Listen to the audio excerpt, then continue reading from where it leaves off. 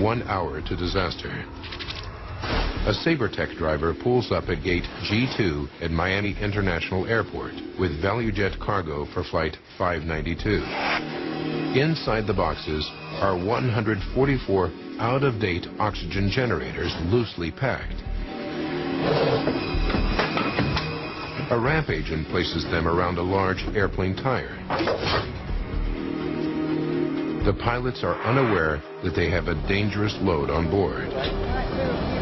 30 minutes to go. As the plane taxis to the runway, the loose packing and unsecured cargo jolt one of the generators into action. It begins to heat up. 11 minutes to disaster. The plane taxis to its takeoff position. In the hold, the surface of the metal generator gets hotter and hotter. Soon the heat ignites the cardboard box and bubble wrap, and the blaze begins. 10 minutes to disaster. Flight 592 takes off from Miami International.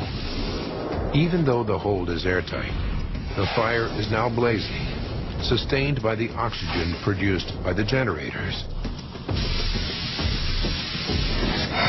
3.5 minutes to go. What is that? The sound heard by the crew is one of the tires in the hold bursting, just as it did in the lab test. Unknown to the pilots, the fire begins to eat away at the systems on board. We got some kind of electrical problem. The battery charger's kicking in.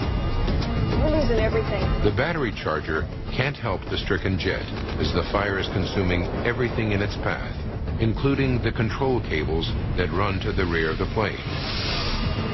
Captain Kubek begins to lose control of the aircraft. Temperatures in the hold have now reached more than 3,000 degrees Fahrenheit. In the cabin, passengers are becoming desperate as they choke on the toxic fumes. Flight attendant Jennifer Stearns rushes into the cockpit, but the pilots refuse to drop the masks, knowing that oxygen would only make the fire worse. 1 minute from disaster. The cabin floor burns and begins to cave in. 7 seconds to disaster.